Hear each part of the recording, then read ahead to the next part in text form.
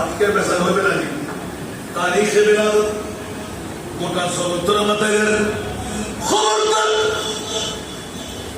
670 হিজরি উগ্র আর নবীর বংশধী জাতাইল ইবন দাউদ আব্দুল কাদের